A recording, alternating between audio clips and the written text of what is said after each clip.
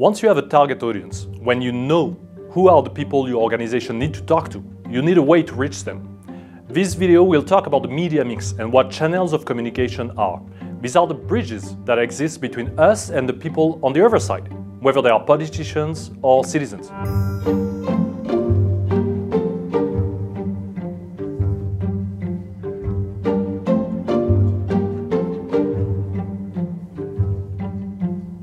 So let's consider this visual. On the left, our organization, on the right, the people we want to talk to. There is one first approach we use all the time, and it's called owned media. When I try to talk to people directly, I try to attract them on my website, on my Facebook page, so I connect with them immediately. A second approach is to pay for media attention. So you're trying to pay for more attention by going to a newspaper, to a TV channel, and passing maybe a commercial or on Facebook to advertise, so you reach more people at the same time. And finally, a third approach is to talk to a journalist and try to earn attention of his own community by trying to make him run a story about you. This is called earned media. And I will detail in the next minutes what is the difference between owned media, earned media, and paid media. If you understand that difference, you can start to really craft tactics to reach people. Owned media, simple description. When we create our own media space for our own content. When I run a story on my own website, on my own Facebook page, on my own Twitter page, what am I doing is basically building a community over time. Each time I run a story, I'm trying to catch more people so that they will connect with my website. I can run whatever stories I want on my website. I can say whatever I want. The problem is, it takes a lot of time to aggregate enough audience so that it is relevant. Most of our websites do not have a lot of traffic. Most of my clients do not have even 10,000 users per month, which is a quite high number for an NGO or trade federation. So building your own media space takes a lot of time and energy. You could use another tactic, which is paying for media attention. This is called paid media, and this is when you pay to use the community of someone else's owned media. Let's take the example of a newspaper. A newspaper is building over time a community of readers, and thanks to this hard work of publishing great articles, it can monetize at one point this attention and propose you to pay to reach the very same readers who are regularly coming back on the website, or on the newspaper, or on the TV channel. This is a paid media strategy, and this is a business model of most news organizations in the world. Facebook is also an advertising network. Facebook is earning a lot of money, actually 95% of its revenues, by reselling the attention of people who are on Facebook to advertisers who want to sell them products or sell them ideas. I took the example of a radio in France, RTL, which is the most listened and who has about 6.4 million listeners per day.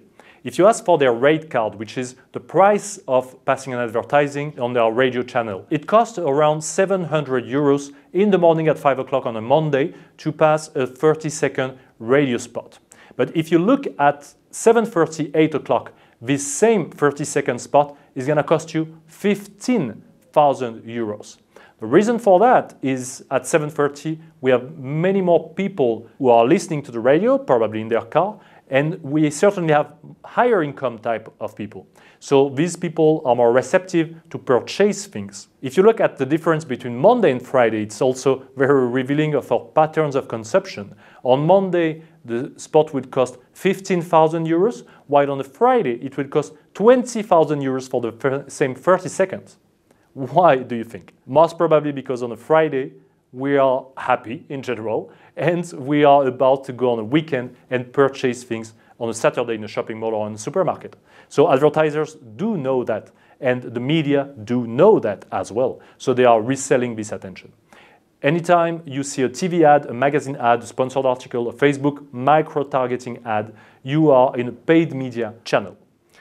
Earned media, finally, is maybe one that runs king in Brussels, when others let us use their community for free, consciously or not. So whenever a journalist runs a story about your organization to his community, to his readers, without asking for a payment, in this case, you are earning media. You are earning new people coming to your topic, coming to your website, coming to your organization for free. And that is beautiful. It's the whole industry of public relation which is $15 billion a year in the world, which is tailored to try to convince a journalist to run a story. If we take another visualization about the same principles, we see that they overlap. Owned, paid, and earned medias are decisions you can take to run at the same time. If you have a great website but no one comes, you could actually pay advertising to drive traffic onto your website. And the whole idea is that to try to deliver great content so people come back afterwards without the advertising. If you're into a paid and earned media transaction, you're trying to get a story out there and people pick it up and understand it and like and share it. Well, that's a quite good idea to start paying for some attention from the right people, so this story starts to run afterwards for free. And if you have a massive, great brand, you could publish anything on your website and journalists could pick it up from there. It happens a lot with the European Commission, and the press releases or the press conferences they organize is to motivate journalists to run stories for free, and they use for that their own platform. When you are in the middle, the conjunction of these free channels, this is where the beauty happens. It is very rare to touch this sweet spot, and usually creativity enters the game. Creativity enters the game when you are extremely strategic, you know where you're going, you know who you are talking to. And thanks to a creative idea on top of that, you manage to close the loop and reinforce your own paid and earned media strategy at the same time. This is where I usually intervene with my clients when we start to integrate the channels. I run a lot of questionnaires with the people I train, and I know for sure that the main tools we use in communication in the public sector are emails, websites, brochures, events. If you think about which media category they pertain to, they are all in the owned media category, which means we invest or we overinvest a lot of time and energy into building our own media channels.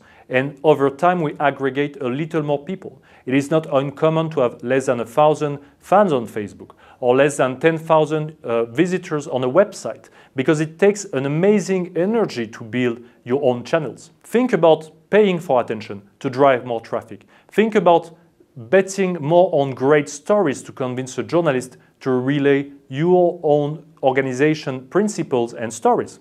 That might be a very interesting investment over time. Coming back to our visual, you see that the free channels can work together.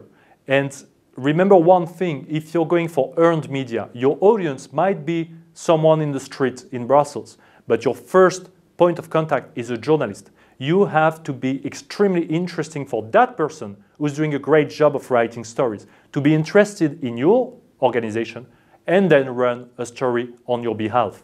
Let's conclude with a study. In 2012, scientists at Yahoo were studying how content spreads on platforms like Twitter, and they found that 90% of tweets don't get shared at all. Not only that, but out of the 1% that did get shared more than 7 times, not a single one in their study actually went viral. A tweet is one single point of communication. When you're touching an influencer, someone who has maybe 5 or 10,000 followers on Twitter, that person might retweet your message, but still we are talking to a very limited fraction of his own audience. When you're involving journalists in your own communication, you suddenly reach a much larger audience. This is where the virality comes from. When many journalists actually talk about your story and they pick up stories to each other, this is when you reach the largest market. If you're conscious about these distinctions, you will be able to tactically use owned, earned, or paid media. You will know where to invest your money, where to invest the time of your employees or your own time, and you will see that the cost of investing your time and money might not always relate to a great benefit. If you're conscious of that equation, you will make amazing progress. What does it mean for the European elections? Well, what is the best investment you can do for the European elections and your organization? Is it using your website? Is it using your Facebook channel, Twitter, LinkedIn to talk to the people you already talk to? Or is it to invest in other channels, maybe pay for attention, maybe try to earn the attention of a journalist to talk to the people you don't yet talk to? That is the main question in strategy. Once you understood the difference between owned, paid, and earned media, you can take a conscious and rational decisions toward that.